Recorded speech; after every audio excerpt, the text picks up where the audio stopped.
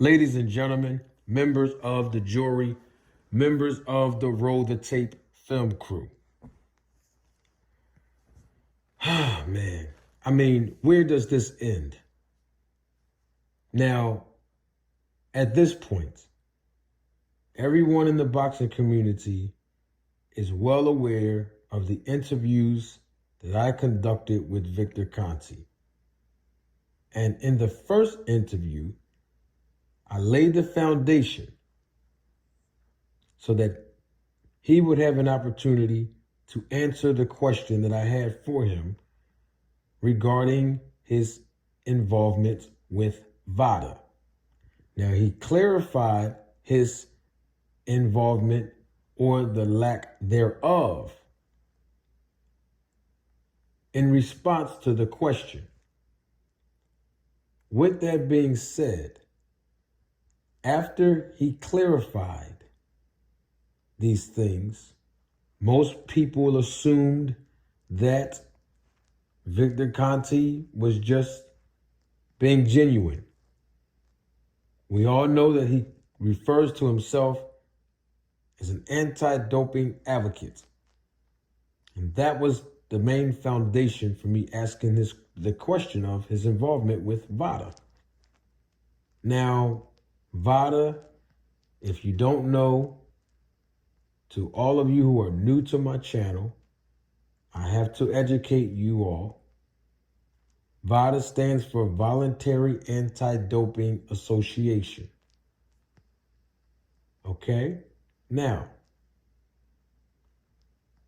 because he said that he has no involvement with VADA, including financial involvement with VADA, unless he's actually paying for drug testing to be administered for the fighters that are under his nutrition program, the snack program. Now, I find it intriguing that before I asked Victor Conti the question regarding his involvement with VADA as a conflict of interest,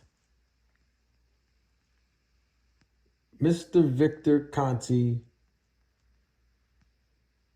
confused me and he confused the audience. You don't know what I'm talking about? Okay, I'm doing way too much talking. Don't take my word for it. Roll the tape. I heard you use the word 6 weeks, 8 weeks, 12 weeks. You said it in my comment section and you just repeated it here. I wanted to make sure that we all clear though, Vic, at the same time.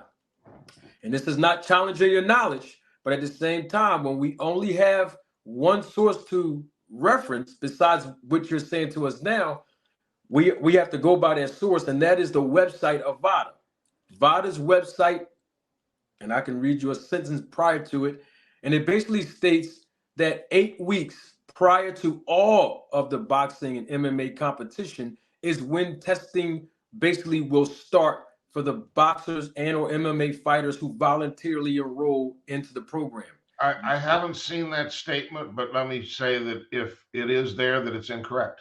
I'll read just the piece of it. It says, professional athletes will volunteer to be subject to unannounced testing at any time during the 8 weeks prior to a scheduled fight.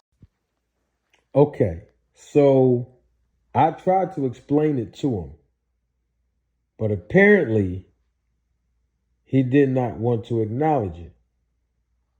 And I told him, VADA's own website, this legitimate organization who created this website to provide transparency to all of the athletes and all of us boxing, MMA, and or combat sports fans. And the website stated that 8 weeks prior to their scheduled bout, that VADA will perform unannounced testing. Well, I tried to tell Victor Conti this, and he said that their website is inaccurate. I mean, this is a legitimate organization, a nonprofit organization, may I add, who has a 501c3 tax exemption by the Internal Revenue Service. Their website is inaccurate, it's incorrect, it's obsolete. I mean, I'm confused. I mean, should we listen to Victor Conti tell us that their website is inaccurate? Or should we listen to him tell us that VADA basically performed tests 6 weeks, 8 weeks, 10 weeks, and 12 weeks prior to the scheduled bouts? This is what he said. I mean, I don't know if we're more inclined to believe VADA's website because their website is a representation of them. I mean, by Victor Conti's own account, he said he has no intricate involvement with VADA.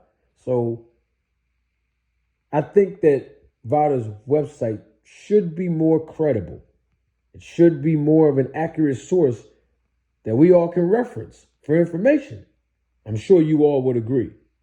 Well, you know what? There's another piece of information that Victor Conti gave me regarding VADA and their website. Don't take my word for it. Roll the tape. Now, you said that PBC have this muzzle rule. In other words, is once again that the fighters that are promoted by PBC, they don't want their fighters to be acknowledged publicly that they're being VADA testing. VADA tested. That is correct. Now, I have a question on that. And on VADA's website, I've already publicized this. And if VADA need to update their website, I also said that too. And I'll actually refer to you on this. On VADA's website, it said that the last time that Terence Crawford entered into the VADA testing pool, he enrolled the last time was in November of 2020. So my question to you. That's not correct.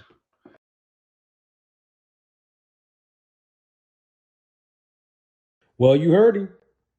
When I tried to explain to him that VADA's website have not acknowledged publicly that Terence Crawford have enrolled in the testing pool since November of 2020. Victor Conti himself said that's incorrect. But when we dove deeper into the matter, as you heard him say, well, maybe there wasn't any testing in 2021 between Terence Crawford and Sean Porter. Now, I can go on and on about that, but I want to stop and pump the brakes right there because I have a question for you, the listener, the viewer, the Roll the Tape Film crew members, the haters, the spies, the detractors. I have a question for you. Who are you inclined to believe in this matter? And who do you think? Should we all believe as a credible source? Should we believe VADA's website, who represents their organization, like any other legitimate organization? Or should we just hinge off of the words of Victor Conti, who has no intricate involvement to VADA? He's independent of VADA. I mean, should we just take all of his words as accurate and defy this legitimate organization's website as a reference? We need answers.